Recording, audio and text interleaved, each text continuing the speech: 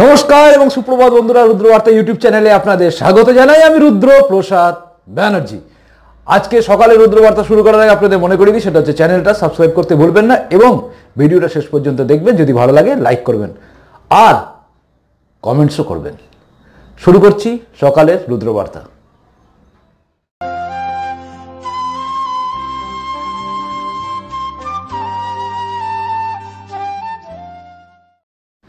আজ অর্থাৎ শুক্রবারের সকালে একটা ব্যাপার নিয়ে আপনাদের সামনে আমি এসেছি, সেটা হচ্ছে নরেন্দ্র মোদী অর্থাৎ আমাদের ভারতবর্ষে এখনো পর্যন্ত যিনি প্রধানমন্ত্রী রয়েছেন, আগামী 23 তারিখের পরে কে হবেন বা না হবেন সেটা যেরকম আমরা জানি না, কিন্তু এখনো পর্যন্ত যেহেতু রয়েছেন তাকে এখনো প্রধানমন্ত্রী ধরেই আমি বলছি কিছু কথা। সেটা হচ্ছে ডিআরডিওর সাফল্য এবং নরেন্দ্র মোদীর সাফল্য দুটোকে আলাদা করে দেখানো হচ্ছে, বলানো হচ্ছে এবং বোঝানো হচ্ছে। আমাদের রাজ্যের মাননীয় মুখ্যমন্ত্রী থেকে শুরু করে দেশের তামাম বড় বড় বিরোধী নেতারা একটা কথাই বলছেন, সেটা হচ্ছে এটা নরেন্দ্র মোদীর সাফল্য বলা যাবে না, এটা হচ্ছে ডিআরডিও সাফল্য এবং বিজ্ঞানীদের সাফল্য।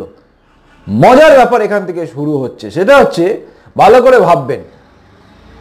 ভারতবর্ষে এখন পর্যন্ত বলা হয় ইন্দিরা গান্ধী হচ্ছেন সবচেয়ে শক্তিশালী প্রধানমন্ত্রী ছিলেন, তিনি ডিসিশন নিতে পারতেন, প্রিয়দর্শিনী ইন্দিরা গান্ধী।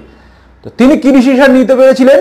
তিনি 1971 সালে বাংলাদেশ অর্থাৎ পাকিস্তান যেটা ছিল পূর্ব পাকিস্তান ছিল, সেই পূর্ব পাকিস্তানে বাংলাদেশের নতুন একটা দেশের জন্ম দিয়েছেন, অর্থাৎ বাংলাদেশকে পাকিস্তানের হাত থেকে মুক্ত করেছিলেন এবং বাংলাদেশ নতুন স্বাধীন সরকার তৈরি করে দিয়েছিলেন।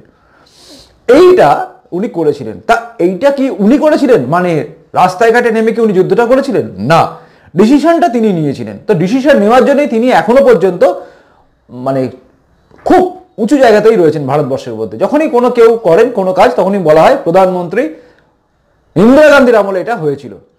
তো এইটা হচ্ছে সাধারণ নিয়ম। অর্থাৎ ভাবা যায় যদি আপনার বাড়িতে একটা কোনো কিছু নিয়ে এসছেন, সেটা আপনি বাড়ির মধ্যেই রেখে দিয়েছেন, কিন্তু পরবর্তী ক্ষেত্রে আপনি নিয়ে এসছেন, কিন্তু আপনার ছেলে সেটাকে নিয়ে এসে বাইরে বের করলো, আপনার ছেলে সমস্ত কিছু প্রচার করলো, তাহলে আপনার ছেলের নামটাই হবে। বাস্তব এইটা, কিন্তু বাস্তব কখন এটা নয় যে পরিকল্পনাটা আগে গ্রহণ করা হয়েছিল। মজার কথা হচ্ছে কি বলুন তো, ভারতবর্ষে এরকম বহু পরিকল্পনা গ্রহণ করা হয়েছিল এবং সেগুলোকে আস্তে আস্তে ঠান্ডা ঘরে পাঠিয়ে দেওয়া হয়েছিল।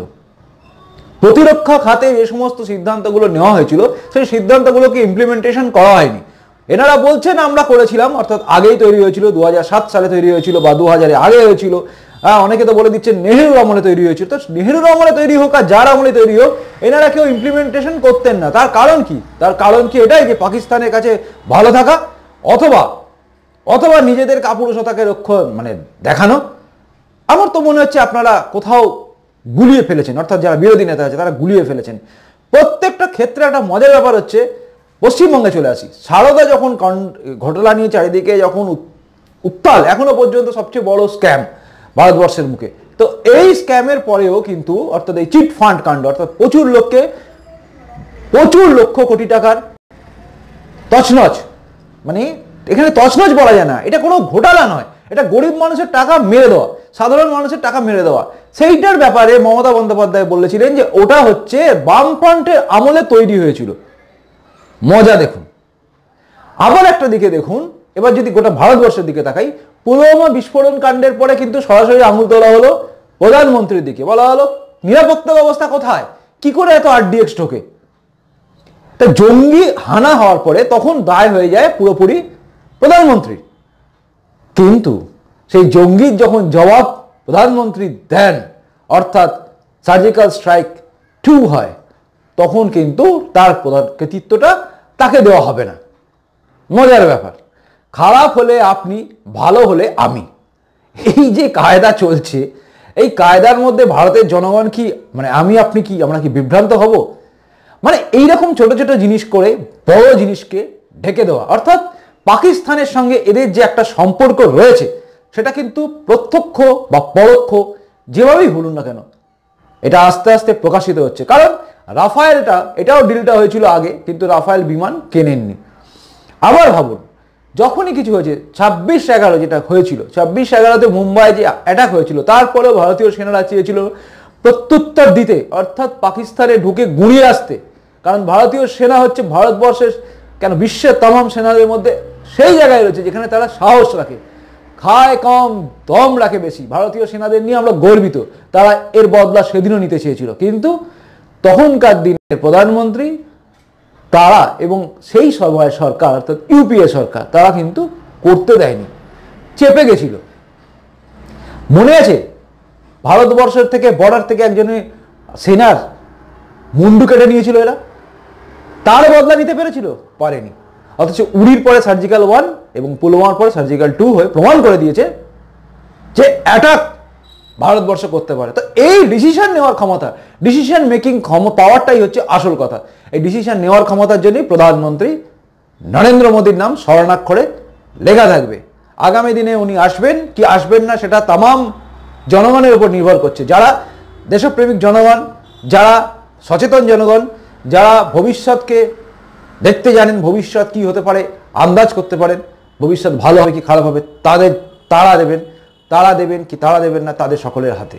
এবং পাকপন্থী এবং পাকিস্তান প্রেমী বিভিন্ন সংগঠন এবং বিভিন্ন রাজনৈতিক দল যারা জিতলে পাকিস্তানে আনন্দ হবে, তো তাদের কাছে হাতে ক্ষমতা যাবে, নাকি ছন্ন ছাড়া কোনো দলের হাতে যাবে, নাকি আবার কোনো শক্তিশালী প্রধান নরেন্দ্র মোদীর মতো কারোর হাতে থাকবে, সেটা আগামী দিন ঠিক হবে। কিন্তু একটা কথা মনে রাখবেন, সত্যিটা স্বীকার করতে হয়। আর একটা কথা উনি বলেছেন, নির্বাচনী বিধি লঙ্ঘন করা হয়েছে। তাহলে নির্বাচনী বিধি যদি প্রধানমন্ত্রী নরেন্দ্র মোদী নিজের বক্তব্য দেওয়ার সময় অর্থাৎ জাতির উদ্দেশ্যে দেওয়া বক্তব্যের সময় তিনি গর্বিত হয়েছিলেন, তিনি বলেছিলেন আমাদের একটা বড় সাফল্য এস্যাট অর্থাৎ অ্যান্টি স্যাটেলাইট মিসাইল শক্তি তার সফল উৎক্ষেপণ হলে ভারতবর্ষের আমাদের মতো সাধারণ মানুষের বুক গর্বে ফুলে যায়, কিন্তু ভুরু কুচকে যায় এবং চিন্তায় পড়ে যায় পাকিস্তান এবং তাদের সমভাবাপন্ন আমাদের মধ্যে দেশে থাকা বিভিন্ন রাজনৈতিক দল এবং কিছু সংগঠন। তো তারা চালিয়ে যাবে প্রচেষ্টা এবং আমরা অর্থাৎ যারা আম পাবলিক তারা কি বুঝবো না বুঝবো সেটা আগামী দিন বোঝা যাবে। অর্থাৎ 23শে মের পরে আমরা বুঝতে পারবো আমরা আদৌ সচেতন নাকি মায়াজালের মধ্যে আবদ্ধ। ডায়লগবাজি চলবে, কিন্তু দেশ বাঁচানোর জন্য দেশের শক্তিশালী প্রধানমন্ত্রী দরকার। সেটা কে আগামী দিন তা ঠিক হবে। তো রুদ্রবার্তা সকালের এটাই ছিল। দেখতে থাকুন রুদ্রবার্তা এবং চ্যানেলটা সাবস্ক্রাইব করুন, এটাই আশা করব। এখনকার মতো রুদ্রবার্তা এইটুকুই ছিল। নমস্কার, বন্দে মাতারাম, ভারত মাতার জয় হোক, জয় হিন্দ। এখনকার মতো রুদ্রবার্তা শেষ হলো। দেখতে থাকুন রুদ্রবার্তা, চ্যানেলটা সাবস্ক্রাইব করুন। ভিডিওটা ভালো লেগে থাকলে লাইক করবেন অবশ্যই। সবাই ভালো থাকুন, শান্তিতে থাকুন এবং রুদ্রবার্তা রেগুলার